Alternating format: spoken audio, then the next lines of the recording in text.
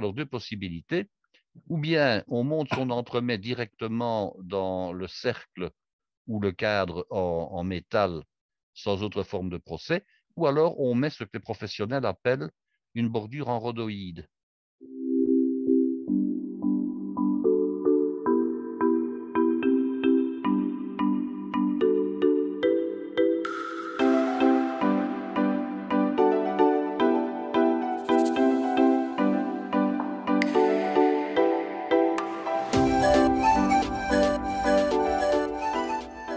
Bonjour à nos chers amis qui regardaient ou qui écoutaient notre podcast Si on parlait cuisine, sopac.be très prochainement. Je suis en train de finaliser le site internet, donc vous pourrez à la fois sur le site internet et nous voir et nous écouter. Donc ce sera intéressant et surtout visualiser les recettes que Guy a la gentillesse de nous donner. Donc, l'épisode précédent, Guy nous a parlé des entremets aux petits fruits rouges et plus précisément les pâtes. Aujourd'hui, Guy continue et là, nous allons donc mettre des choses dans ces pâtes, des mousses. Guy va tout nous expliquer. Bonsoir Guy. Bonsoir Claude et bonsoir à chacun et chacune de nos auditeurs et de nos auditrices. Et Guy, tu nous avais parlé de ce problème dans une chocolaterie, une grande chocolaterie en Oui, donc en Belgique. fait, Tu as des... c'est une usine gigantesque qui fabrique réellement le chocolat. Donc, Ouais, il ne fabrique pas de produits dérivés, il fabrique le chocolat brut qui est ensuite distribué aux acteurs commerciaux qui, eux, fabriquent par exemple des chocolats fourrés, qu'on appelle ouais, des pralines en Belgique, ou bien des barres chocolatées, ou bien aux biscuiteries, et ainsi qu'aux grossistes qui vendent du chocolat aux pâtissiers, aux boulangers, aux cuisiniers, donc voilà, qui font du détail. ouais. Donc voilà pour cette usine donc qui est l'usine Calbo en fait, hein, qui est le nom de la marque de chocolat qui a été créée voici déjà des décennies par un monsieur Calbo justement.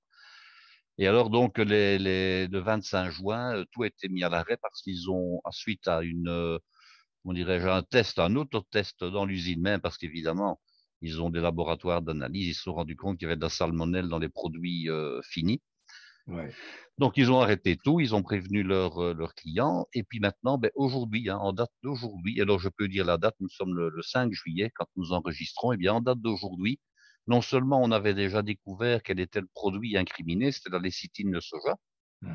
Alors, cette lécithine, elle donne, disons, c'est un adjuvant dans la fabrication du chocolat. Eh bien, on a découvert que cette lécithine, en fait, elle était originaire de Hongrie. Alors, je ne dis pas ça pour Oui. accuser les Hongrois de nous vendre des produits dangereux. C'est pas ça mon Ouais. idée, mais c'était de dire, voilà, ils ont vraiment retracé l'origine du produit contaminant. Et alors, on pense un petit peu finalement à ce qui s'était passé avec la viande de cheval qui se trouvait Oui. dans des lasagnes, etc. Oui. Et on se rend compte, et pour moi, ce n'est pas une critique, mais c'est une constatation, que maintenant, l'Europe est devenue, je dirais, quasiment un grand pays comme les États-Unis. Donc, on Oui. fabrique le chocolat, par exemple, en Belgique, mais on peut en fabriquer aussi dans le nord de la France, parce qu'ils ont une unité dans le nord de la France. Mais les adjuvants et les produits ne sont pas forcément fabriqués sur place. Donc, on achète la lécithine en Hongrie, on peut très bien acheter le lait en poudre, que sais-je, en Suisse, éventuellement, qui n'est pas dans l'Europe, mais enfin en Suisse ou en Finlande. Hein, et le sucre, on peut peut-être l'acheter en Allemagne. Enfin bon, voilà, peu importe. Et alors, quelquefois, eh bien, il y a, pour des raisons X ou Y, il y a un manquement dans une de ces fabrications. Et puis, au final, c'est toute la chaîne qui est altérée et Oui. Oui. qui doit stopper.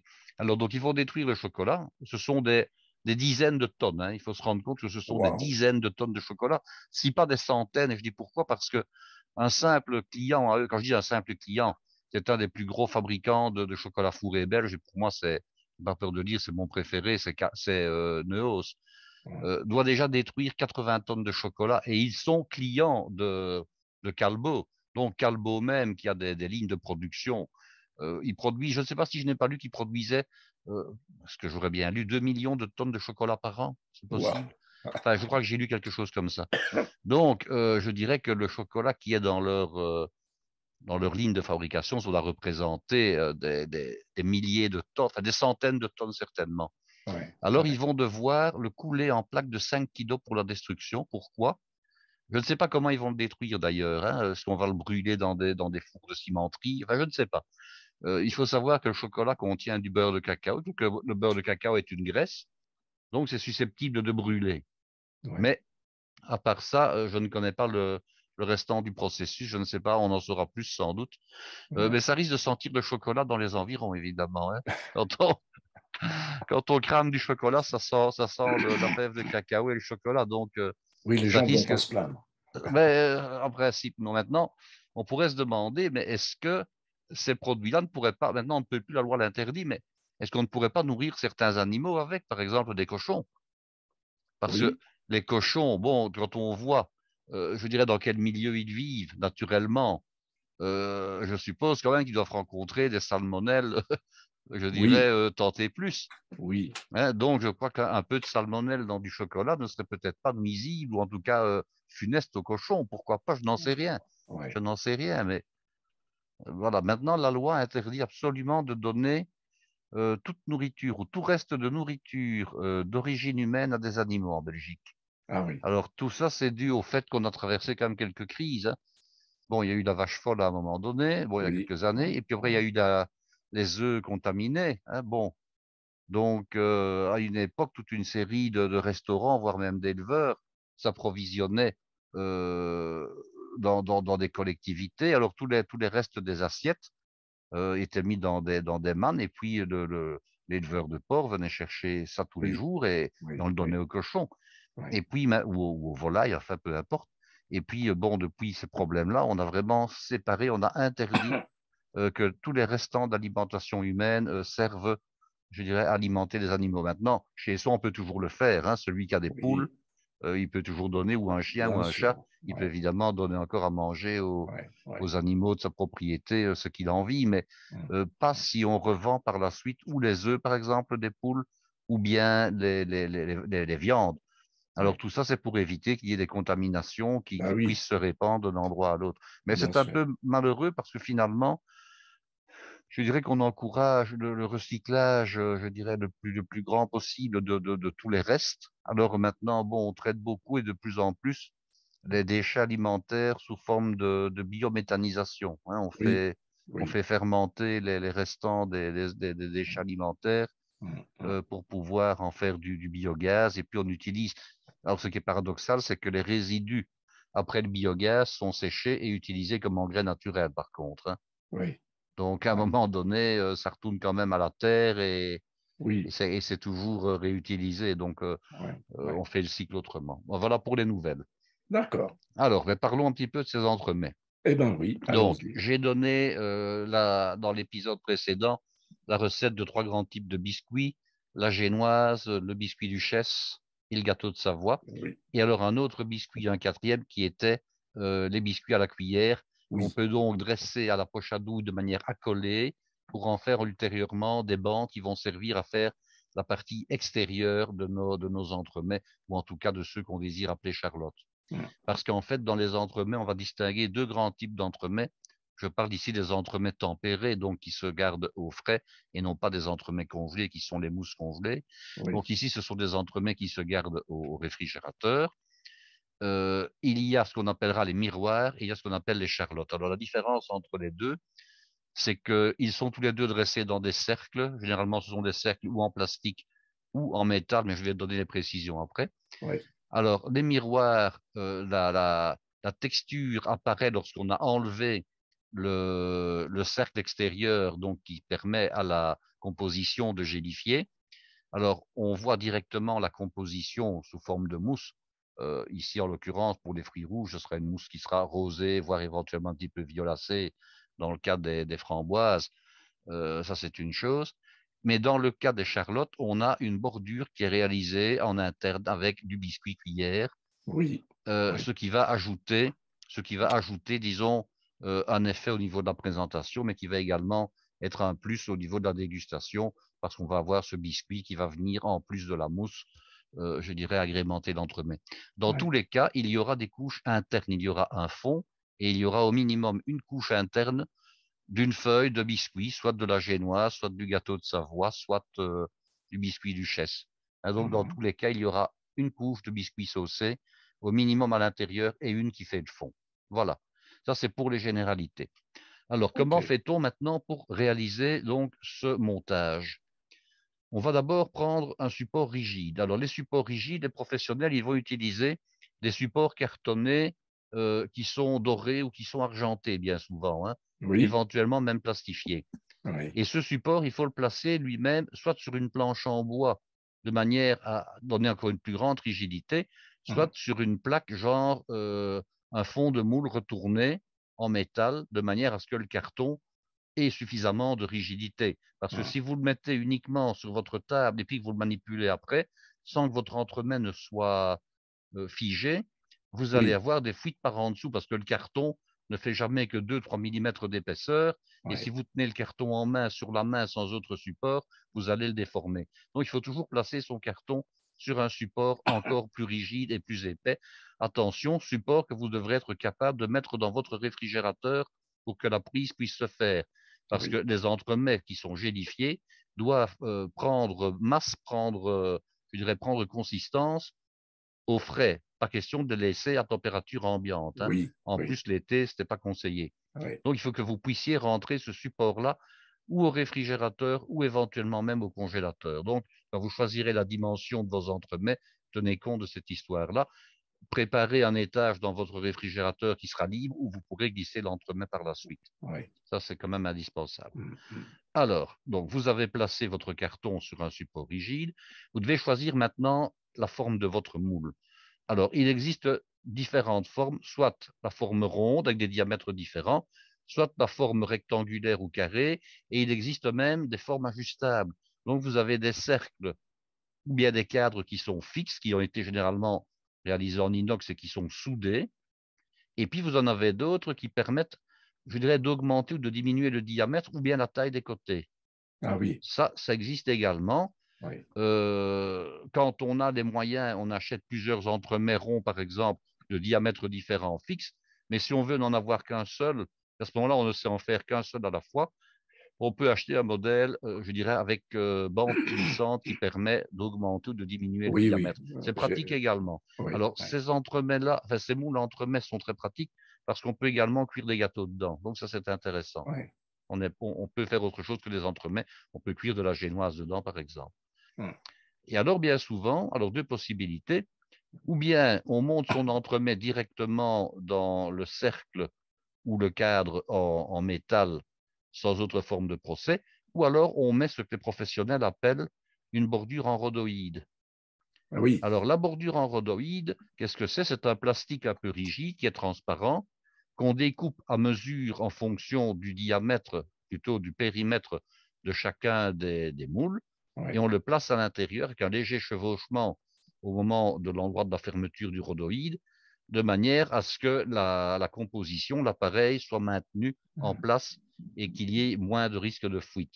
En Oui, principe, il n'y a pas de risque de fuite, mais alors aussi, c'est une question que je vais appeler peut-être pas d'hygiène, mais d'isolation, c'est oui, que la composition ne sera pas en contact direct avec le bord de métal. oui, oui, Donc, c'est quand même plus propre malgré tout. Et Mhm. puis, les professionnels le font parce que bien souvent, ils peuvent vendre l'entremet sans le décercler, donc en laissant ce bord en rhodoïde, qui est une protection contre l'affaissement, hein. Et Mhm. alors, c'est le client lui-même qui, une fois qu'il a, je dirais, acheté l'entremet et qu'il va le servir, enlève lui-même ce bord en plastique Oui, au dernier moment. Ça, c'est oui, une protection contre l'affaissement, parce oui, que quand on laisse l'entremet retempérer un petit peu, si on laisse un peu trop longtemps à température ambiante et qu'il fait chaud, par exemple, eh bien, il va s'attendrir, donc il va être moins ferme et il risque de couler ou de s'affaisser. Donc, voilà ce qu'on peut faire, hein. Donc, on est obligé, si on vend ça à l'extérieur, de le mettre à bord en rhodoïde, et si on le fait pour soi, on n'y est pas obligé. Et alors, cette lamelle en rhodoïde doit être exactement de la même hauteur que la hauteur du cercle.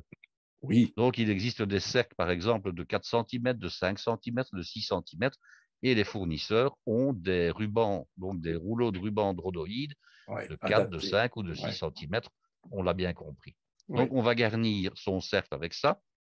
Alors, je vais vous donner maintenant l'explication comment fait-on pour faire un miroir. On va d'abord placer dans le fond une base en génoise ou en biscuit duchesse ou en gâteau de Savoie, qui peut être soit une base tranchée, mais souvent les professionnels, ils cuisent les pâtes à la feuille, c'est-à-dire d'une hauteur d'à peu près 7-8 millimètres. voilà. C'est ce Ils que cuisent j'allais demander. très rapidement donc cette feuille de biscuit, Ouais, de manière à avoir, disons, à ne pas devoir trancher dans un gâteau plus gros. Parce que quand on tranche dans un gâteau plus gros, on a des pluches, on a toujours le problème de ne pas toujours trancher parfaitement à l'horizontale, d'avoir des oui, décalages. oui, oui. Tandis que là, en ayant des biscuits à la feuille, on a à la fois une très légère croûte au-dessus, une très légère croûte en dessous, et c'est plus intéressant au niveau de la, comment dirais-je, de la solidité de la pâte, elle se manipule plus Oui, c'est facilement. plus homogène. Voilà. Et quand on a cuit à la feuille, bien souvent, ce qu'on fait, on découpe avec un moule à l'emporte-pièce de Hum, manière à avoir un cercle parfait. hum. Voilà. Alors, est-ce qu'on doit mettre la pâte jusqu'au bord je dirais, du cercle en métal? Alors, pas forcément. Pourquoi? Parce que l'entremet sera plus beau si de haut en bas, il n'y a que de la mousse qui apparaît. Donc, à ce Oui, moment-là, qu'est-ce qu'on fait? On va couper, on va avec un emporte-pièce, avec un autre cercle, hein, ou avec un couteau éventuellement. On va tailler la baisse de génoise à peu près 1 centimètre plus petite en diamètre que le diamètre de son moule, de ah oui, sorte qu'il n'apparaîtra pas à ce moment-là, je dirais, en vue extérieure. Alors, on oui, va en couper deux directement. Il y en aura une pour la base, il y en aura une qu'on intercalera au milieu. Alors, on sauce, en principe, on sauce, c'est-à-dire qu'on va imbiber plus ou moins d'un sirop dont je vais vous donner la recette, cette base, de manière à ce que ce sera plus tendre et plus moelleux lors de la dégustation. Et puis, on va commencer à remplir à peu près jusqu'à la moitié avec de la mousse dont je vais vous donner la composition par la suite et le traitement. Ensuite, on place la deuxième abaisse de génoise bien au centre. On appuie très légèrement de manière à la faire bien entrer, bien adhérer à la mousse qui se trouve en dessous. On ajoute ensuite de nouveau de la mousse. On va lisser la composition, hum. hein, de manière à avoir quelque chose de bien uniforme, bien lisse, bien droit, Alors, bien comment horizontal. comment tu lisses, Guy? On lisse Comment... soit avec un grand couteau de type chef, soit le mieux, le professionnel va utiliser une grande spatule métallique. Oui, mais alors attends, si on fait, je ne comprends pas très bien.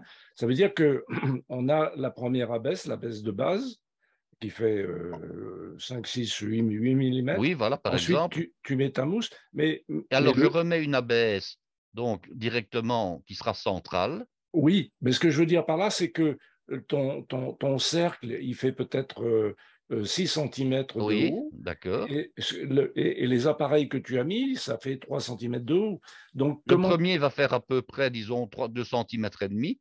Je Ouais. remets au centre une deuxième abaisse et puis je recomplète avec de la mousse de nouveau.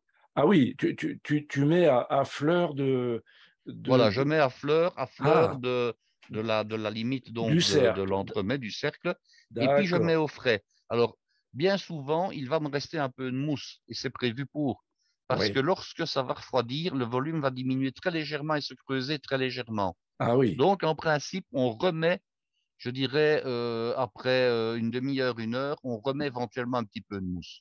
Voilà. Ah oui. Oui, Ce n'est oui. pas une obligation, hein, mais on peut remettre un petit peu de mousse. Alors, qu'est-ce qu'on fait après ça? Lorsque ça a été figé par l'action du froid, on va mettre le glaçage final au-dessus. Et je Ah vous oui. donnerai également la Tu recette. mets tu mets le glaçage direct sur la mousse. Je pensais On le qu'on met remet... directement sur la mousse, mais une fois que la mousse est prise, évidemment, hein. Évidemment, je pensais que tu remettais une abaisse Non, non, non, non, D'accord, non. d'accord, Ça, c'est pour le miroir. d'accord. Et c'est la raison pour laquelle ça s'appelle un miroir, c'est qu'évidemment, lorsque l'entremet va être présenté et va être servi, la couche de gelée extérieure Oui, supérieure va elle est être très bien belle. lisse et bien brillante, Oui, un peu comme un miroir, donc c'est de là que vient l'appellation.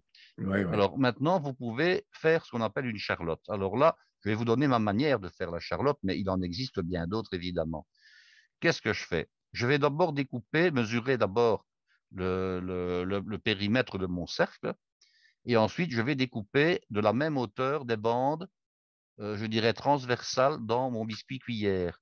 Et je Ouais, vais donc avoir des espèces de rubans avec des bandes verticales de biscuit cuillère ouais, qui auront la même taille que la hauteur de mon cercle à entremets. d'accord. Et alors, je coupe toujours 1 cm à 2 cm de longueur en plus Hmm. que le périmètre exact. Pourquoi? Parce que je vais mettre mes bandes un petit peu à serrage. Oui, De manière, elles vont serrer sans aucun problème, hein. Si vous prenez entre 1 et 2 cm je dirais, de longueur en plus que le périmètre, il n'y a aucun problème, vous arriverez à les mettre, hein. ouais. Parce que si on prend exactement la même longueur, il va y avoir un petit peu de rétractation et puis vous aurez une fente, vous aurez une espèce de jour qui va se faire et votre composition risque de sortir par là. Donc, il Hmm. faut mettre vraiment ça à serrage. Donc, il va y Hmm. avoir un tout petit peu plus de longueur pour que ça cale bien. Et ce n'est D'accord. qu'après, quand vous avez mis votre périmètre, que vous allez mettre votre base de pâte, donc celle qui va aller dans le fond, et Ouais, qui va être mise également en serrage, de manière à bien être jointive avec les bords constitués par la bande de biscuit cuillère. ouais, ouais. Vous effectuez le montage exactement de la même manière, vous imbibez le fond de génoise, vous mettez votre mousse, vous remettez une deuxième couche, vous remettez de la mousse et vous lissez. La finition, je vous l'explique après. Hmm.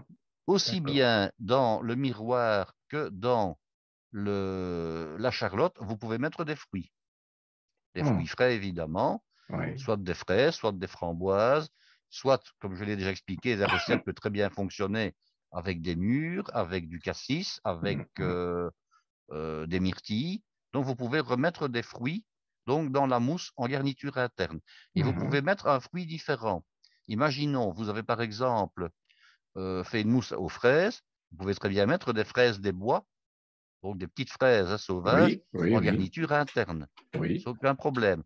Vous Ouais. pouvez par exemple mettre une mousse aux fraises avec des framboises à l'intérieur. Vous pouvez très bien Hmm. faire par exemple une mousse au cassis et mettre des mûres ou des myrtilles à l'intérieur. Donc Mhm. tout ça est possible, hein. Hmm. Donc on peut très bien intercaler des fruits à l'intérieur, si possible des fruits quand même de la même famille. Je vais vous donner Oui, un exemple.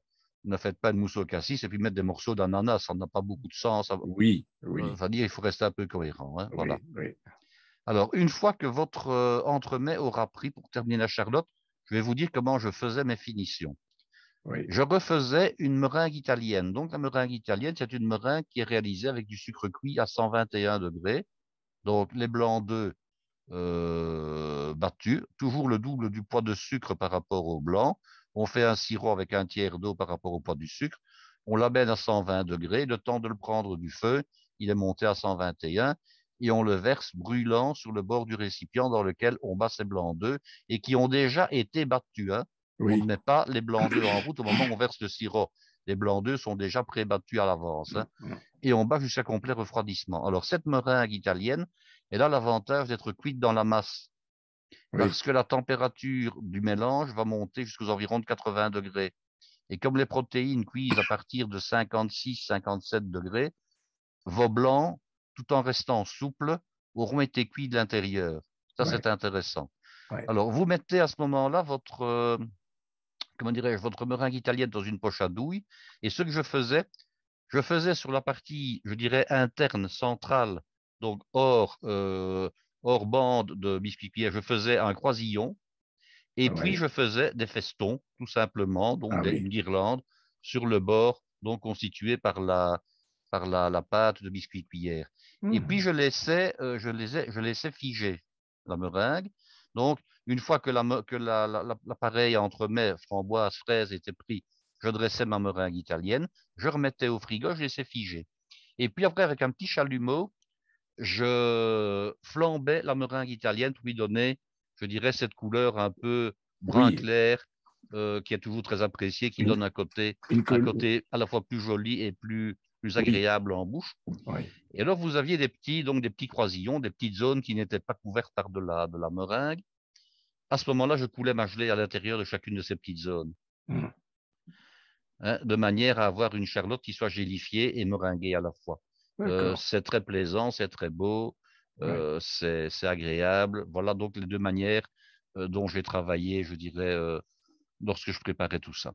Maintenant, D'accord. je vais vous donner les recettes de base pour faire les mousses, puisqu'évidemment, vous avez maintenant l'explication du montage. Maintenant, comment peut-on faire pour faire tout ça? Ben, d'abord, par exemple, la recette du sirop de fraise, hein. Alors, Oui, je vais vous en donner plusieurs, hein.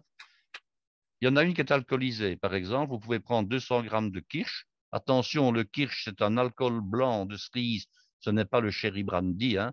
C'est oui, oui, oui. vraiment Oui. l'alcool blanc à 40 degrés. Alors, 400 grammes de jus de fraise ou de framboise.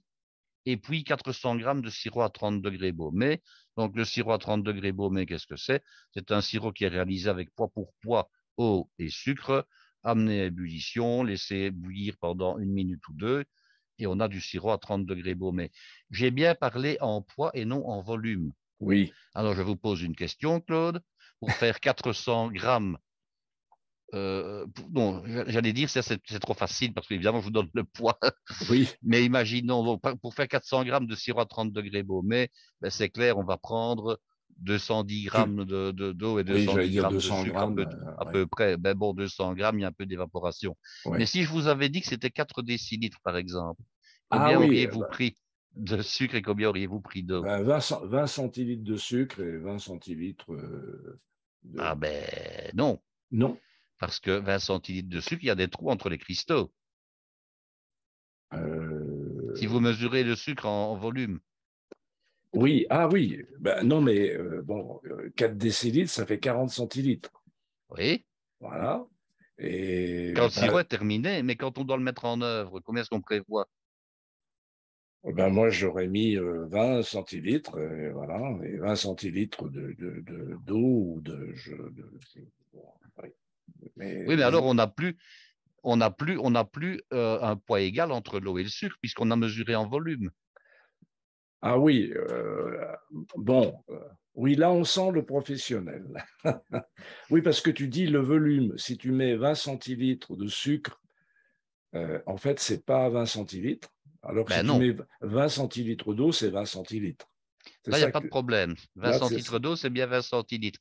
Mais oui. 20 centilitres de sucre, ce n'est pas 20 centilitres de sucre parce qu'il y a des trous d'entre les grains. Oui, Vous voyez? oui, bon, mais c'est que, Et que le sucre n'a pas la même masse volumique que l'eau. oui, oui, d'accord, d'accord. Alors, Non, mais c'est ça la pâtisserie, c'est vraiment quand on dit c'est au gramme près, c'est ah même oui, pire que ça, quoi. c'est pire que ça parce qu'il faut réfléchir à ce qu'on fait. Ouais, En fait, lorsqu'on met en route, je dirais, du poids pour poids, il n'y a pas de problème, on a du poids à la fin. Mais lorsqu'on met ouais, en route des volumes, on n'a pas le même volume à la fin. ouais, Et lorsqu'on mélange à la fois un volume et un poids, ça se complique encore plus. oui, Alors, je vais vous donner la formule, hein, parce qu'il n'y a pas de raison. oui, ben, ça Je vais... Donc, m'intéresse. par exemple, il faut savoir que le sucre a une densité de 1,56. Mhm. Donc, Alors, ce sucre-là, c'est du sucre en poudre ou... c'est le sucre cristallisé habituel du Ah, commerce. d'accord, Bon, d'accord. on estime que on pourrait calculer le volume la masse volumique du sucre en faisant soi-même l'expérience, mais on l'a estimé à 1,56 et moi j'ai Ouais, toujours tenu compte de ce chiffre-là. d'accord. Donc, si par exemple, je vais prendre 200 grammes d'eau et que je prends 200 grammes de sucre, le volume occupé par le sucre va être de 200 divisé par 1,56. Ouais, ouais. Donc, à la fin, je n'aurai pas mes 4 décilitres Oui, oui, de oui. sirop. De Donc, sirop. qu'est-ce que je dois faire? Je dois faire un peu plus, Hmm. hein, au départ, et puis après, de manière à avoir mes 4 décilitres terminés. Donc, je dois en faire un peu plus de manière à en avoir un peu trop à la limite, hein. Donc, je Oui, prendrai par exemple 300 grammes d'eau, 300 grammes de sucre. Je réalise mon sirop et puis j'en prendrai 4 décilitres après. oui, voilà, Bon, voilà, tout d'accord, simplement. d'accord, Parce que d'accord. sinon, je n'aurais pas la bonne quantité. Ouais. Mais ici, il n'y avait pas de problème puisque c'est en poids qu'on s'est exprimé et non pas en volume. Donc, c'était 400 grammes de sirop. Hmm, Alors, hmm. comment fait-on pour faire le sirop de fraise? Ben, il suffit tout simplement de mélanger les trois produits ensemble, le kirsch, le jus de fraise ou de framboise, ou de cassis, ou de myrtille, ou de mûre, et les 400 grammes de sirop à 30 degrés baumé. Il ne faut pas faire bouillir, rien du tout. Je dirais que la recette ne le nécessite pas. Et ce sirop, vous pourrez vous en servir donc pour saucer le fond de votre gâteau. Ah Alors, oui, vous n'êtes pas obligé d'en faire une quantité pareille parce que ici, vous avez 1 litre à la fin, hein. Ce sera oui, bien sûr beaucoup, beaucoup trop. oui, Vous devez, pour un entremets, le diviser au moins par 4, hein. oui, Alors, autre possibilité pour un sirop de framboise, 500 grammes de pulpe de fruits, 100 grammes d'alcool et 500 grammes de sirop à 30 degrés baumé. C'est une autre proportion. oui, Si vous voulez maintenant un sirop qui ne soit pas alcoolisé et qui soit très facile à faire, je vous engage à prendre tout simplement du sirop de fruits du commerce qu'on allonge avec de l'eau, hein. Vous avez plein de marques en France. Vous en avez une qui commence par TE et qui se termine par RE. Vous en avez une qui commence par MO et qui se termine par IN, hein, avec, disons, des produits plus ou moins naturels. Vous avez même des versions, évidemment, sans sucre. Et vous l'allongez tout simplement de moitié. Au lieu de respecter la dose qui est normalement de une part de sirop pour 6 ou 7 parts d'eau, vous mettez poids pour poids, donc volume pour volume plutôt, du style 1 décilitre de sirop du commerce pour 1 décilitre d'eau, et vous avez un sirop pour saucer. Ça va? Donc ça, c'est quand on veut avoir beaucoup plus facile et ne pas commencer à faire je dirais des grandes recettes. oui, Alors, la fameuse gelée dont je vous ai parlé, qui va servir à faire le nappage au-dessus. Alors, je oui, vous donne ici une recette de nouveau, avec des quantités professionnelles que vous devez au minimum diviser, non pas par 4, mais peut-être même bien par 8. oui, Alors, 1 litre d'eau, 1000 grammes de sucre, 1 litre de jus et 32 feuilles de gélatine.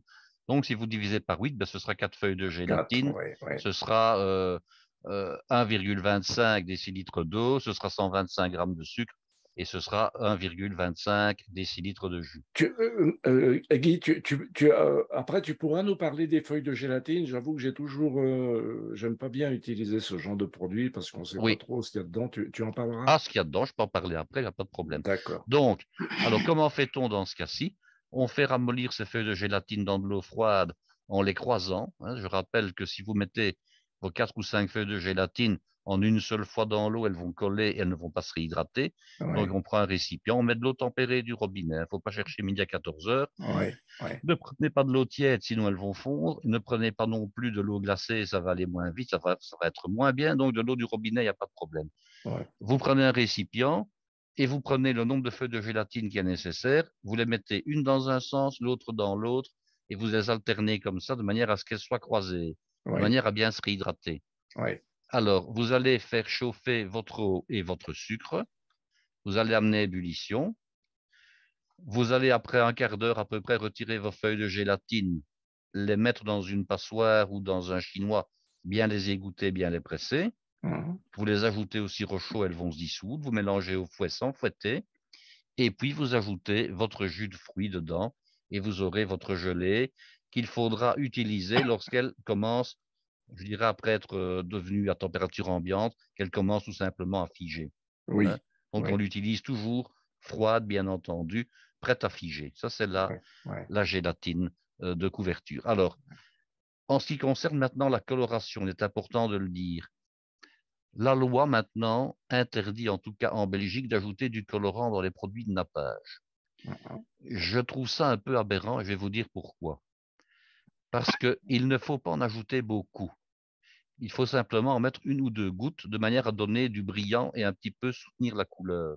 mhm, mhm. Parce que quelquefois, le jus de fruits tel qu'on l'ajoute, il est, il est un peu terne, il n'est pas suffisamment soutenu. Bon. Oui, Or, la loi n'interdit pas, j'en reparlerai après, de mettre du colorant dans la masse. Ce qui est aberrant, parce que pour colorer dans la masse, il faut en mettre infiniment plus que les quelques gouttes qu'on mettrait dans la surface. oui, Mais oui, la oui, loi, c'est la loi. oui, Donc, il y a un moyen de contourner la loi, c'est de faire quoi? Soit de mettre des colorants naturels qui, eux, en principe, sont autorisés. Et maintenant, on trouve de plus en plus de colorants naturels. mhm, C'était le cas, interdiction pour les colorants artificiels. Mais en principe, un colorant naturel, je ne vois pas ce qui l'interdirait. Et alors, vous pouvez aussi mettre un trait de grenadine du commerce.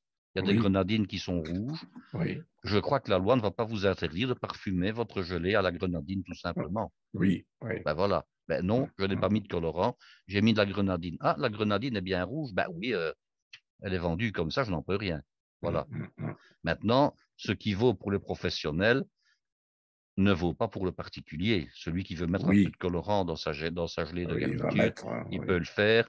Personne ne va venir vérifier ce qu'il a fait, évidemment, hein. Mm, Mais mm. c'est pour être clair, si les professionnels nous écoutent, normalement, la loi interdit de rajouter, je dirais, des colorants dans les gelées de nappage. Voilà, ça c'est pour la petite histoire. Alors, pour revenir à la gélatine, qu'est-ce que c'est? Alors, la gélatine, c'est une protéine. C'est une protéine qui est extraite des os du cuir, du collagène. Alors, on peut Oui, l'extraire avant la vache folle, elle était surtout extraite à partir d'os de bœuf. Quand on dit oui, bœuf, c'est au sens générique du terme, de oui, bovidé, donc oui, oui, vache, taureau, veau, voilà. oui, oui. Alors, comment fait-on? Parce que les Belges sont parmi les plus gros producteurs de gélatine en Europe, hein. Mhm, C'est eux qui fournissent, je dirais, toutes les usines qui font des bonbons de style Haribo et compagnie, hein, mhm, les mhm. petits oursons, les petites souris en gomme, Oui, tout ça, c'est lié à la gélatine, hein. On en oui. met dans les yaourts, on en met dans tout de la gélatine, hein. Bon, Mhm, mhm. donc, comment fait-on? Ben, dans d'immenses chaudrons, on fait cuire ces os avec de l'eau, hein, et puis après, on récupère ce jus, on le filtre et on le fait sécher. Alors, lorsqu'on Oui. fait de la gélatine, on fait des feuilles, donc on fait sécher de manière à avoir des feuillets, et puis après, on moud tout ça pour avoir de la poudre éventuellement, Ah oui, hein. Alors, il y a une petite complication. Alors ça, ce sera pour les livres de professionnels. Il y a la puissance des feuilles de gélatine qu'on appelle des degrés Bloom. Alors, vous avez trois types de gélatine. Vous avez la blanche, la dorée, la bronze et l'argentée. Bon. Et elles ont toutes des degrés de puissance différentes. Alors, ça veut dire que pour le même poids de feuilles, le pouvoir liant ne va pas être le même. OK? Alors, oui, quand ce n'est pas précisé, on prend la gélatine qu'on trouve du commerce, mais tout en sachant une chose, c'est que si vous achetez par exemple votre gélatine au kilo dans un magasin professionnel, ça coûte relativement cher, mais vous y gagnez par rapport aux trois quatre feuilles qu'on vous vend dans un petit cello en grande surface au rayon produits de pâtisserie. mhm, mhm. Alors, quand on trouve la gélatine en poids, quand dans une recette, on vous dit voilà X grammes de gélatine, c'est toujours préférable au niveau de la recette plutôt que quand on vous parle en nombre de feuilles. Ah oui, Parce que vous pensez bien qu'entre, je vais prendre des exemples, hein, la toute fine feuille de gélatine d'une certaine marque qui pèse peut-être 1,5 g et la feuille de gélatine du professionnel qui peut en peser 2 voire 2,5 g, le pouvoir liant au final ne va pas être le même, évidemment. Oui, évidemment. oui, Alors, depuis qu'il y a eu la vache folle, on a interdit d'utiliser les os et des carcasses de bœuf oui, pour réaliser la gélatine parce qu'on avait peur que le fameux prion ne passe par la gélatine. oui, Donc, on a à ce moment-là utilisé des carcasses de porc et du cuir de porc oui, qui donnent le même résultat parce que le collagène se trouve aussi bien chez le porc que chez le bœuf. Il n'y avait pas de problème. oui. Donc, maintenant, toute la gélatine est réalisée en principe avec je dirais, du matériau provenant du porc. Avec le problème, c'est que les musulmans, maintenant, ne peuvent plus manger des bonbons. Et oui, Eh oui. Donc, on a développé des gélatines différentes qui sont cette fois-ci issues de la volaille. Donc, il y ah a des oui, chaînes de... Ah oui, oui, oui, on vend de la gélatine de poulet qui est utilisée de la même manière. Elle est confidentielle, il faut vraiment la chercher, mais on en trouve. De la gélatine de poulet qui, elle, va remplacer la gélatine traditionnelle qui est maintenant de porc et qui va permettre de réaliser des pâtisseries qui seront consommables par les personnes de culture ou de religion juive et de culture ou de religion musulmane. Voilà, oui, oui, ça c'est pour explication. Et oui, alors nous avons évidemment je dirais des gélatines qui ne sont pas vraiment des gélatines parce qu'elles sont issues du règne végétal et qui sont issues des algues, hein, oui, comme par exemple l'agar-agar. oui, oui, Voilà. Mais ça s'utilise autrement. Là, il faut regarder. Moi, je n'en ai utilisé que dans des loukoums, hein, mais l'agar-agar est une gélatine qui doit s'utiliser autrement. Tandis que la gélatine, je dirais d'origine animale, après réhydratation, elle fond à la chaleur. L'autre, si mes souvenirs sont bons, il faut la faire cuire pour qu'elle prenne. ah Mais oui, voilà. oui. Ici, je ne vais pas parler de celle-là aujourd'hui. Je ne parlerai que de la gélatine traditionnelle qu'on trouve dans le commerce sous forme de feuilles. Est-ce que D'accord. tu avais une autre question à poser concernant la gélatine? Non, non, voilà, je ne savais pas trop, effectivement, depuis la vache folle, c'était bon, c'était pas possible. Donc, je me dis, mais comment est-ce qu'on fait la gélatine maintenant? Maintenant, elle est faite à base de porc, hein, Ouais, ouais, tout simplement. D'accord, d'accord. Et de poulet pour... Et de poulet, on en trouve, mais de manière, disons, elle est beaucoup plus chère aussi, hein. Ah oui, oui. Mais alors, sur le poulet, qu'est-ce qu'ils prennent? Les carcasses? On prend les carcasses, hein. Ah oui, On prend les carcasses de poulet. Et d'accord. alors, ça donne bon.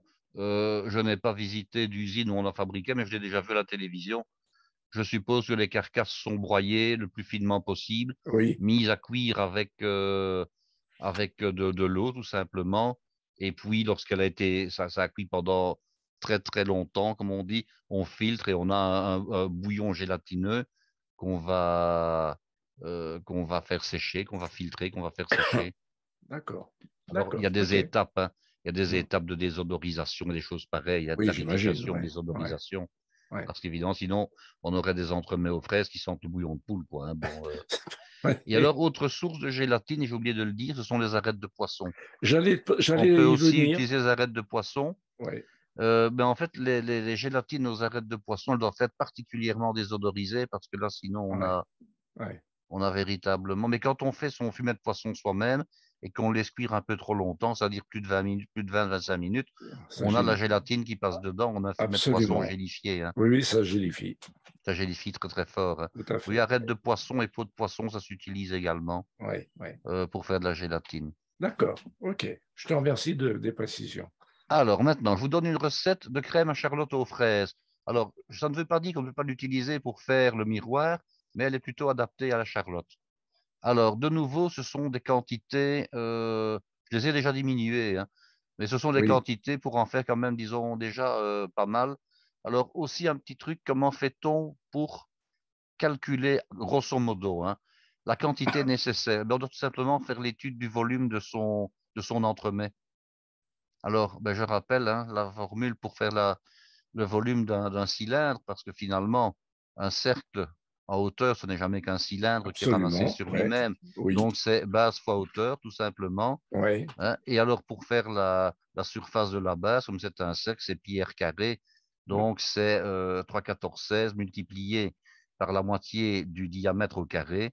Et on ouais, multiplie ce chiffre obtenu par la hauteur et on a le volume. Et ouais, alors, considérons en gros que si on a par exemple 1500 centimètres cubes de volume, imaginons, eh bien, on prévoit une quantité de mousse qui correspondra à peu près à 1,5 litre ou à 1,5 kg. Voilà. ah Je oui, sais ouais. que les litres et les poids ne sont pas toujours exacts Hmm. non plus dans ce cas-ci, mais on a une idée, disons, de ce que ça peut représenter, tout simplement. Ouais, ouais, Et alors, quand on a un petit peu trop de mousse, mais c'est pas grave, on la met dans des coupes, on la met à prendre, on garnira les coupes avec un petit peu de chantilly, on a un dessert en plus, hein, donc oui, c'est pas grave.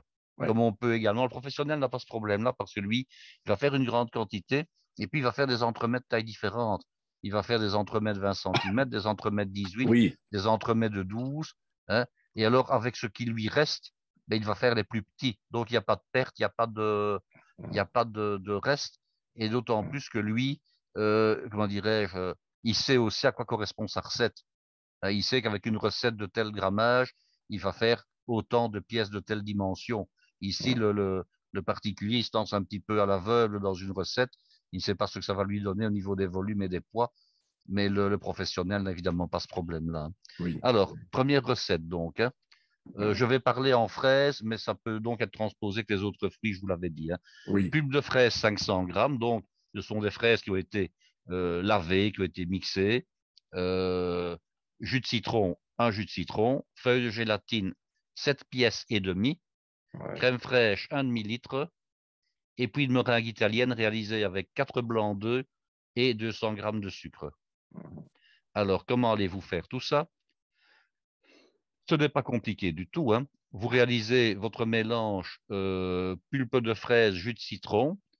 Vous réalisez votre meringue italienne. Quand la meringue italienne est chaude, vous mettez vos feuilles de gélatine trempées, égouttées, pressées. La Ouais. meringue étant chaude, la gélatine va se dissoudre dans la meringue qui est chaude. Ah oui, Ah oui, hein. Vous ouais, battez votre crème fraîche. Vous battez votre crème fraîche par ailleurs, donc votre demi-litre de crème fraîche. Vous battez trois quarts, quatre cinquièmes, hein, jamais à fond, toujours, disons, laisser, comme on appelle cela, le terme c'est baveuse. Donc, la oui, laisser un petit peu souple, hein, ne pas la battre trop, sinon, quand vous allez mélanger, vous risquez d'avoir du beurre. ouais, Ensuite, vous divisez votre pulpe en deux à l'œil, vous incorporez la moitié dans la meringue, l'autre moitié dans la crème fraîche battue, et ensuite vous réunissez les deux et vous mélangez et vous dressez directement. Donc ça, c'est une première manière de réaliser des charlottes aux fraises ou aux framboises ou des miroirs fraises framboises. Alors, je vous donne maintenant une mousse de fraise. Oui, Alors, ici, la caractéristique, c'est qu'il y a des jaunes d'œufs dedans. oui, Donc, ça va un petit peu changer. Donc, vous oui. avez besoin de 500 grammes de pulpe de fraise, de 6 jaunes d'œufs, de 100 grammes de sucre, de 8 feuilles de gélatine et de 125 grammes d'alcool de fraise. Et vous aurez besoin par ailleurs de 500 grammes de crème fraîche battue, de 4 blancs d'œufs et de 200 grammes de sucre pour faire une meringue à l'italienne. Alcool de fraise, tu peux préciser, Guy? Alors, l'alcool de fraise, vous l'avez soit sous forme de liqueur, soit beaucoup plus rarement, parce que ça existe, mais c'est beaucoup plus rare, sous forme d'alcool blanc de fraise. Ouais. Mais généralement, on trouve ça sous forme de liqueur. Et alors, il y a une marque qui est très connue, qui commence par un D et qui se termine par un I, avec des bouteilles carrées et qui commercialise une liqueur de fraise des bois, Ah oui, qui ouais, peut très bien être utilisée. ouais. D'accord. Ah, alors, en Belgique, on trouvait, je ne sais pas, je n'en ai pas vu depuis longtemps, mais on trouvait aussi de la liqueur de fraise de Wépion. Ah oui, bah Voilà. oui. Ben Ouais. oui. Maintenant, on peut aussi réaliser sa liqueur soi-même, hein, c'est pas Oui, compliqué. oui, Quand c'est la saison des fraises, on réalise une macération de fraises dans de l'alcool avec du sucre et on obtient de la liqueur à la fin. oui, Ça, c'est pour oui. ceux qui ont envie de s'aventurer dans la fabrication de liqueurs. Alors, si vous ne trouvez pas de liqueur de fraises, vous pouvez très bien prendre, je dirais, un alcool comme le kirsch ou le marasquin, mais ça va dénaturer un petit peu, évidemment, votre mousse, hein. Oui, Alors, comment allez-vous traiter oui. tout ça? Bon, on va d'abord faire chauffer la pulpe de fraise avec les jaunes d'œufs et le sucre. Et on Mhm. va réaliser un peu comme une crème anglaise. Oui, Donc, on va blanchir jaune d'œuf, sucre, on va faire tiédir la pulpe de fraise, on va l'ajouter, et puis on va cuire le tout à la nappe comme une crème anglaise. Donc, mhm. une crème anglaise, je rappelle, cuisson 82 degrés au thermomètre, ou bien on doit avoir une préparation qui nappe légèrement la cuillère de bois. Oui, oui, Lorsque la préparation est cuite, on l'enlève du feu, on plonge le récipient dans un fond d'eau froide pour arrêter la cuisson. Et on ajoute les feuilles de gélatine qu'on aura bien entendu fait, je dirais, réhumidifier, qu'on aura pressé et qu'on aura égoutté. Au d'accord. moment où votre préparation commence, je dirais, à prendre très légèrement, donc après avoir été amenée à température ambiante, elle va commencer à gélifier. À ce Oui, moment-là, vous ajoutez votre alcool de fraise. Alors, pourquoi ne mettons pas l'alcool au début pour la cuisson? Parce que l'alcool s'évaporerait, évidemment, hein. oui, évidemment. Il faut Oui, oui, savoir que l'alcool, il bout à peu près à 80 degrés. oui, Donc, quand vous allez cuire votre crème anglaise au jus de fraise à peu près à cette température-là, si vous mettez l'alcool dès le départ, vous allez avoir votre alcool qui s'en va dans l'atmosphère et oui. c'est perdu pour vous. Donc, on le met quand Mhm. le produit est refroidi. Oui, Et puis, vous ajoutez tout simplement ce produit-là que vous venez de réaliser, donc cette crème de fraise épaissie est prête à gélifier, moitié dans la crème battue et l'autre moitié dans la meringue italienne. Et puis, vous ramenez les deux ensemble comme tout à l'heure. d'accord. Donc, ce n'est pas compliqué du tout à faire. Mhm. Alors, une autre recette encore. Alors, une mousse de fraise ici, très facile. Pulpe 750 grammes, du sucre 150 grammes, de la gélatine 15 feuilles et de la crème fraîche 1,5 litre. Dans cette recette-ci, vous n'avez pas de meringue italienne. Oui, Donc, ceux qui ne souhaiteraient pas avoir des œufs, des blancs d'œufs ou qui n'en ont pas, ils peuvent réaliser la recette également, mais uniquement chantilly et pulpe de fraise. oui, Alors, quel est le traitement? Ce n'est pas compliqué. Feuille de gélatine, bien sûr, mise à tremper à l'avance, hein, comme tout à l'heure. Vous ajoutez le sucre dans la pulpe. Vous mélangez jusqu'à ce que le sucre soit fondu. Il n'est pas nécessaire de faire chauffer, mais vous oui. devez mélanger le sucre dans la pulpe de manière à ce qu'il soit fondu. Ou bien, vous le mettez dans votre litre et demi de crème fraîche et vous battez les deux, sucre et crème fraîche en même temps. C'est Ah une autre oui. possibilité. Mhm. Parce que si vous mettez le sucre à un moment donné, admettons, vous mettriez le sucre à la fin, il ne fondrait pas, vous auriez des cristaux dans votre préparation. Oui, Donc, on le met soit dans la pulpe et on le fait fondre, soit on le met dans la crème fraîche et on va avec la crème fraîche. oui, Alors, c'est pas compliqué, hein. Euh, la pulpe, de toute façon, après, vous devrez en prendre un tout petit peu. et faire, quand je dis un petit peu, c'est par exemple l'équivalent de euh, un quart, un cinquième de la quantité, que vous Hum, allez faire hum. tiédir. Parce que si vous mettiez la gélatine dans de la pulpe froide ou dans de la crème fraîche froide, elle ne se dissoudrait pas. Ben oui, Donc, vous devez en prendre un tout petit peu, la faire tiédir, ajouter votre gélatine dedans. Vous rajoutez ce mélange gélatine pulpe dans le restant de la pulpe. Et lorsque c'est prêt à prendre, vous ajoutez votre crème fraîche battue 3 quarts, 4 cinquièmes. d'accord. Alors, une dernière recette. Cette fois-ci, ce n'est plus avec, enfin, c'est à la framboise, mais on peut mettre des fraises également. Donc, de la pulpe, 500 grammes, de la poudre de lait, 50 grammes, jaune d'œuf, 8, du sucre ordinaire, donc S2, 100 grammes, feuille de gélatine, 7,5, de l'alcool, 125 grammes, crème fraîche, 1 demi-litre, blanc d'œuf, 5 et sucre, 250 grammes. Avec tout ça, comment est-ce que vous feriez pour incorporer tout ça l'un à l'autre? Hein? Je ne sais pas. Bon, allez, on va essayer de décortiquer, hein. Oui, La crème bon, fraîche, 1 demi-litre, on le bat comme tout à l'heure, 3 quarts. oui, Les blancs d'œufs et le sucre, on en fait de meringue italienne. Ça va? oui, L'alcool, les 125 grammes, comme j'ai dit tout à l'heure, on les met à la fin de quelque chose. oui, La gélatine, on va la faire tremper. oui, Donc, qu'est-ce ça, qui va oui. nous rester? Il va nous rester de la pulpe, de la poudre de lait, des jaunes d'œufs et du sucre. Qu'est-ce qu'on peut bien faire avec tout ça? J'ai déjà donné une piste tout à l'heure dans une des recettes, hein. Oui. Eh bien, je Oui. vais tout simplement refaire une crème avec, hein. Ah ben oui, oui, Donc, je mets la poudre de lait dans le jus de framboise. oui, Avec le sucre, je vais blanchir les jaunes d'œufs. Je oui, vais faire chauffer le jus de framboise à la poudre de lait et je vais m'en servir comme pour faire une crème anglaise. Je vais le verser sur mes jaunes d'œufs sucre et puis je vais amener le tout à la nappe. Lorsque ce sera cuit à 82 degrés, je l'enlève. Je rajoute à ce moment-là mes feuilles de gélatine trempées et pressées. Donc elles vont se dissoudre.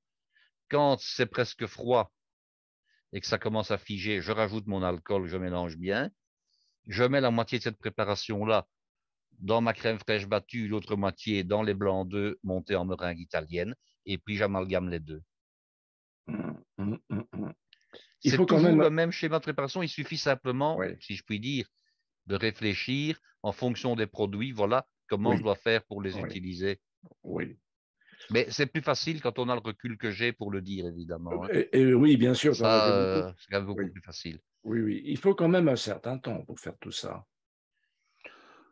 Ah, il faut un certain temps. Il faut surtout le faire suffisamment longtemps avant de le manger, parce qu'il n'est pas question de le manger et puis de dire, enfin, de le faire et puis dire, je vais le manger dans 1 heure, hein. Oui, Il faut oui, toujours oui, faire ça ou la veille ou oui, éventuellement le matin pour le soir. oui, oui, Mais il faut que ça ait le temps de prendre, hein, parce que oui, oui, il faut que ça ait le temps de figer. Alors, oui, le temps pour faire ça, alors ce que le professionnel fait, ben, généralement, il fait ses biscuits, donc ses pâtes un jour. Le oui, lendemain, il fait les montages et le troisième jour, on vend ou on déguste. oui, oui, oui, oui, Voilà, oui, c'est comme ça oui, que ça se fait par étapes, évidemment, hein. oui, oui. Maintenant, les génoises, on peut les acheter toutes faites. Alors, est-ce qu'on peut utiliser, par exemple, des biscuits du commerce? Alors, je vous dirais que vous devrez prendre non pas des biscuits cuillères, mais bien plutôt des biscuits champagne de type boudoir. Ah oui, Alors, il y a une raison à cela, hein. C'est que les biscuits champagne, ils sont jointifs, les boudoirs, ils sont ovales, ils ne sont pas jointifs. oui, oui, Donc, vous ne sauriez pas faire une bordure avec des véritables biscuits cuillères. oui, C'est oui. impossible. Ou alors il faut les faire tremper dans un sirop et puis Mais les. même, vous ne sauriez pas. C'est impossible. Ce sont des biscuits qui sont ovales, vous ne sauriez pas les mettre. La seule manière d'utiliser des biscuits cuillères, des véritables biscuits cuillères, c'est de masquer après démoulage votre entremets avec une chantilly, de les appliquer contre et de regarnir entre les biscuits de la chantilly. Ça, c'est Ah une oui, manière de faire. oui, Mais vous ne pouvez pas utiliser les véritables biscuits cuillères du commerce comme bord, je dirais, interne à votre entremets. Ça, c'est impossible. oui, oui. Ça, Mhm. c'est impossible. Par D'accord. contre, les biscuits champagne, bon, vous pouvez les mettre les uns à côté des autres. Bon, ça peut encore marcher.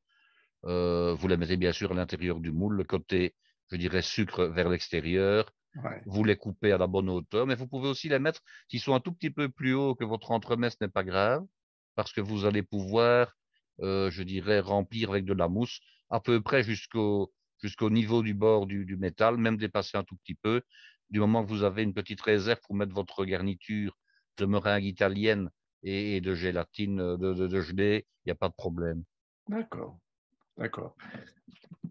J'avoue que pour moi, c'est un petit peu du chinois selon l'expression, parce Ben, que, il faut l'avoir vu faire une fois déjà. Et puis ouais, quand on ouais, l'a fait une fois, on se dit c'est quand même beaucoup plus facile. oui, Mais la grande technique, c'est toujours la même, hein. S'il n'y a que de la crème fraîche, de la purée et des fruits, vous séparez le coulis en deux, moitié avec la purée, moitié avec la crème la crème fraîche, moitié fraîche, avec la meringue. Donc oui, on oui, incorpore les deux. oui, Si maintenant vous avez ou des jaunes d'œufs, ou bien de la poudre de lait et des jaunes d'œufs, vous devez d'abord réaliser une cuisson, et la cuisson ne peut se faire qu'avec le jus de fruits ou la pulpe de fruits. oui, oui, Voilà. Et puis quand c'est chaud, on met la gélatine, et ensuite après ça, lorsque c'est prêt à prendre, on ajoute la crème fraîche, on ajoute la meringue. Voilà. oh, Ça, oui, c'est résumé et c'est vraiment la manière la plus claire de le dire d'accord, pour avoir d'accord. facile. Mhm, ok.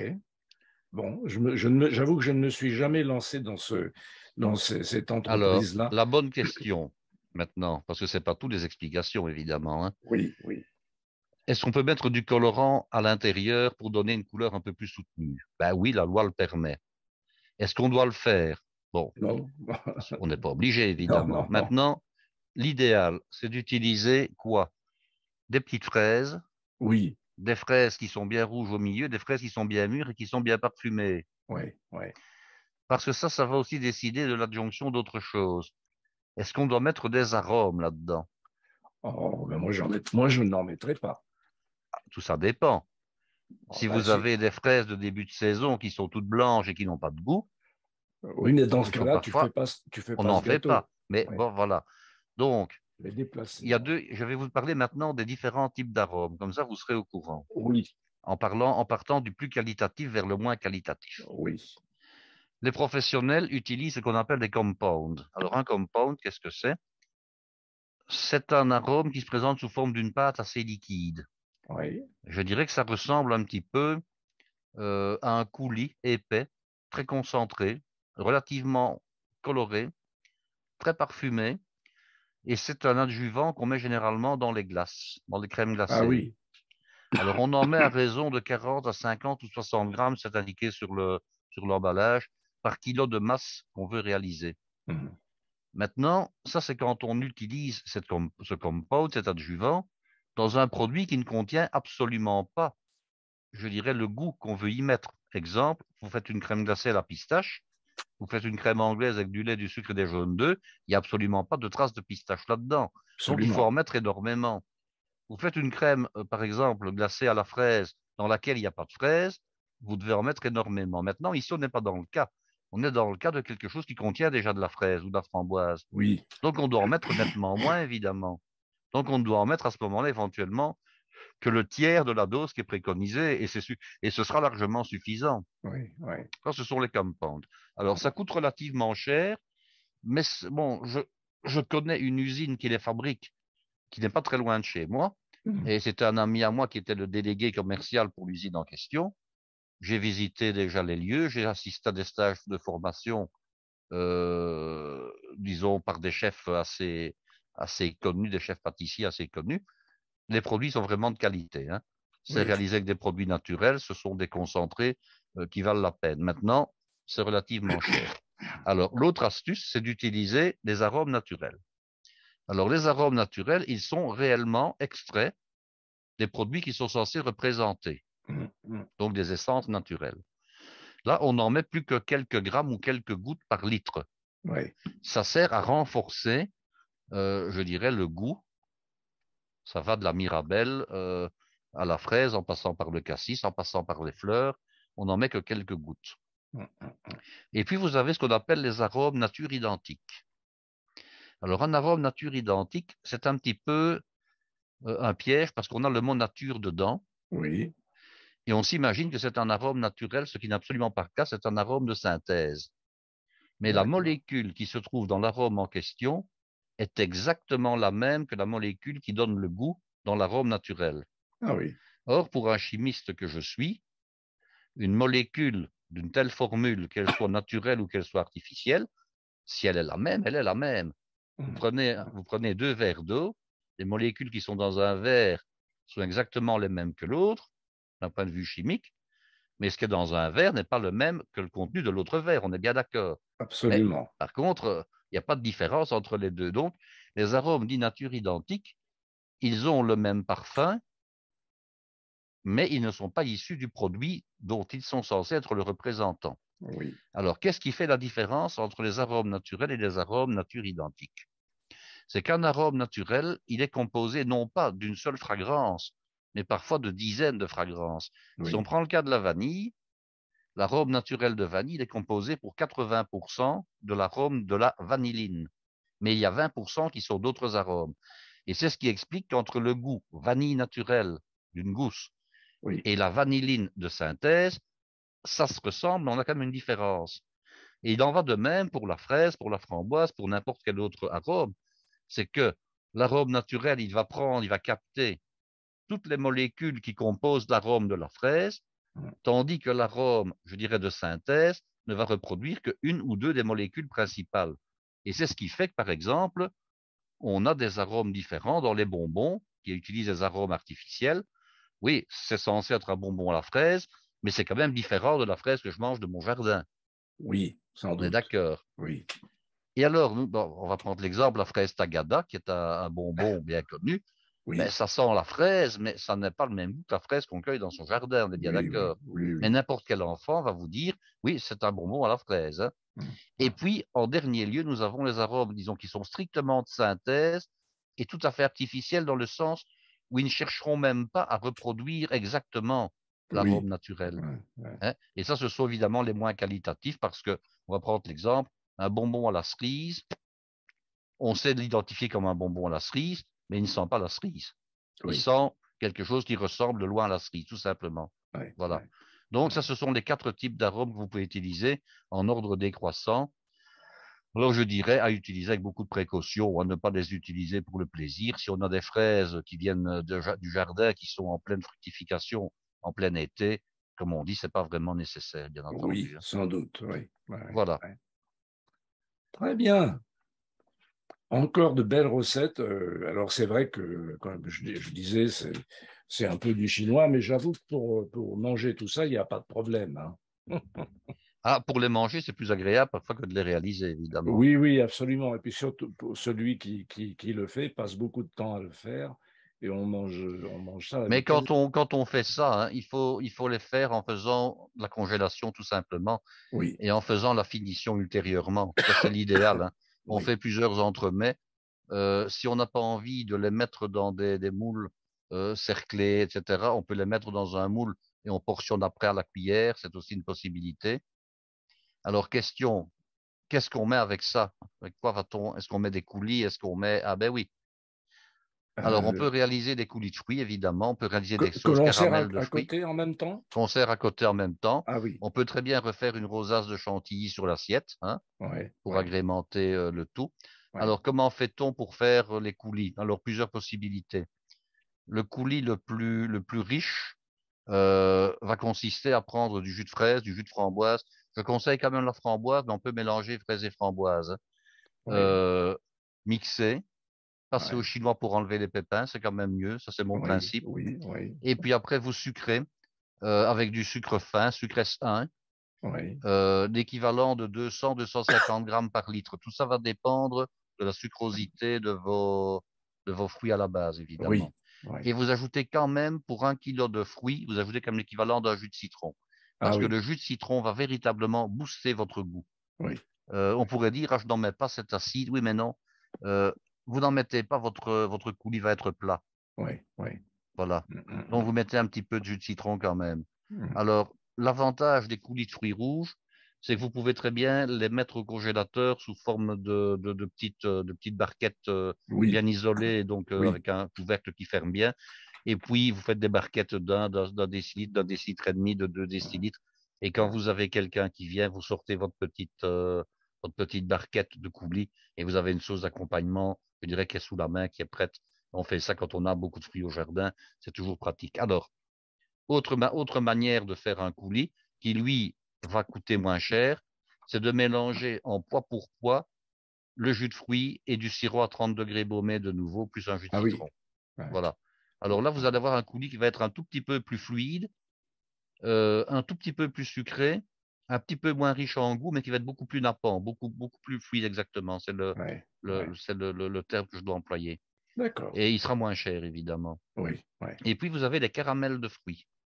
Alors, on fait comme Ah, une sauce caramel, mais au lieu de décuire avec de l'eau, on va décuire avec du jus de fruits. d'accord. Alors, comment fait-on?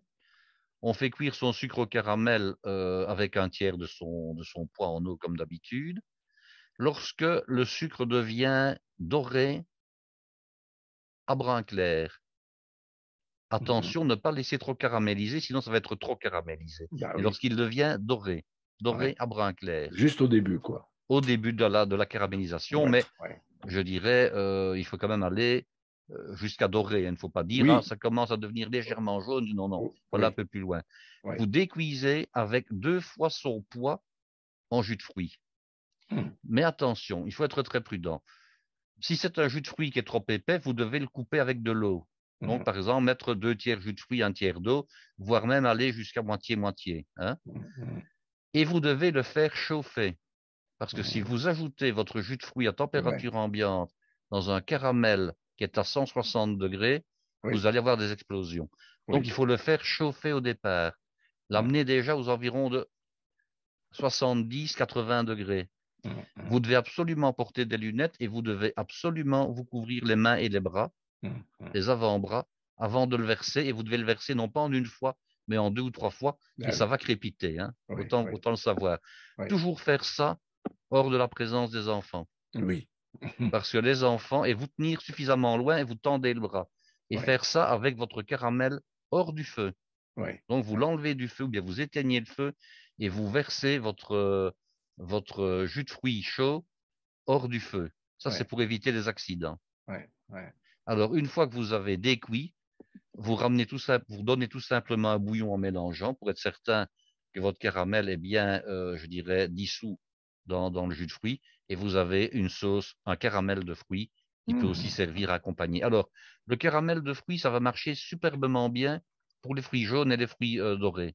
Oui. Et ça va marcher un tout petit peu moins bien pour les fruits rouges pour une raison toute simple, c'est que les fruits dorés, l'abricot, l'ananas, la mangue, la papaye, pour citer les principaux, voire même le kiwi, ce sont des fruits qui supportent bien d'être associés avec une caramélisation. Oui. Tandis que et les agrumes aussi, hein, l'orange par exemple va très bien le supporter. Tandis que les fruits du type fraise, framboise, cassis, myrtille, ce sont des fruits qu'on aime goûter pour leur côté frais. Oui. Oui. Et eux, ils n'apprécient pas la caramélisation. Oui. Oui. Par contre, rien ne vous empêche d'associer des coulis de nature différente à un entremets de nature différente. Mhm. Par exemple, vous pouvez très bien envisager, pas avec tout, hein, mais de mettre, que sais-je moi, un coulis d'orange avec, que j'essaie de trouver qu'il n'y ait pas d'erreur, hein. Un coulis d'orange, ça n'ira pas. Mais par contre, un coulis d'abricot, par exemple, peut très bien aller avec un mélange de fruits rouges. Oui. Vous avez des entremets, vous mettez en même temps de la fraise, de la framboise, de la groseille, de la myrtille, et avoir un coulis d'abricot en même temps, ça peut très bien fonctionner, par Oui. exemple. Oui. Voilà. D'accord. D'accord. Très bien. Mais merci beaucoup, Guy, pour ces belles recettes. Et vous ne me Et demandez pas ce qu'on boit avec ça. ah ben, Ah, oui, c'est vrai. ah, Bon, j'ai une petite idée, mais laquelle? encore que, Encore que. oui, parce on peut boire aussi bien du chaud que du frais. Ah, Euh, on peut boire du chaud, mais moi je pensais plutôt à boire du vin, évidemment. oui, oui, oui, bah, un blanc, un Gewürztraminer, euh, un vin Ah, légèrement moi liquoreux. je n'aurais pas forcément bu ça, je vais même vous surprendre, j'aurais même bu un rouge. Ah oui, Et je vais vous dire lequel. ah, Il y en a ah, deux auxquels je pense. oui, Alors, il y a en Loire un vin, je tiens à dire que je n'ai pas d'action dans ce vignoble-là, hein, parce qu'on pourrait me soupçonner. Il y a ce qu'on appelle le vin des fraises. C'est un vin rouge, il s'appelle le Château de Brézé. je ne connais pas. Et ce vin rouge, Château de Brézé, accompagne merveilleusement bien les fraises et il va accompagner merveilleusement bien un entremets aux fraises. Ah oui, Et puis, Château-Brézé, tu dis. Château de Brézé, Château de avec un Z. Brézé. Et puis, il y a dans le Beaujolais un vin mousseux rouge qui est réalisé avec le cépage du Beaujolais, qui est le Gamay. Et c'est un vin qui est produit dans la cave du Péréon. Ah, Donc, si un jour vous passez par là, vous allez oui. dans la cave de dégustation, vous achetez le mousseux rouge réalisé au Gamay et vous aurez Ah, également un vin qui accompagnera superbement des entremets aux fruits rouges. Et comme c'est mais- un vin qui est mousseux, vous pouvez le mettre au frais sans aucun problème et le boire un peu comme du champagne, c'est-à-dire 6, 7 degrés sans aucun problème. d'accord. Non, le Péréon, je connais particulièrement, parce que les beaux-parents les parents d'une de mes belles-filles habitent le Péréon. Mais ce voyou, il ne m'a jamais parlé du mousseux rouge du Péréon. Mais voilà, Ah, ben, je vais lui il faut que ce demander soit ça. d'étrangers qui en parlent, hein. Non, mais alors je vais lui dire, attends, c'est un ami cuisinier belge qui me parle du mousseux rouge du Péréon. Chaque fois que je vais dans la région, je m'arrête à la cave, hein. Ah oui, donc Ah c'est à oui, la oui, cave, oui. c'est à la cave coopérative. C'est la cave du château du Péréon. D'accord, C'est ok. là qu'on boit effectivement, je dirais, le vin du coin. Quand on passe, on va jusque-là. Il y a un petit parc autour, on va jusque-là et puis on boit soit le rouge traditionnel, soit le mousseux. D'accord, d'accord. Bon, eh bien, alors là, j'ai appris quelque chose. Et quand tu dis le château de Brézé, il a il va particulièrement bien avec les fraises, il a un Oui, parfum particulier. oui, oui, tout à fait. D'ailleurs, on l'appelle le vin des fraises, justement. Oui, j'ai bien compris que tu as dit ça. Ouais, d'accord. Bon, eh Eh ben, ben voilà. voilà de belles découvertes. Merci beaucoup, Guy. Eh bien, nous continuons l'aventure un de ces jours prochains, n'est-ce pas, mes chers amis? Et puis, oui, faites-nous les commentaires.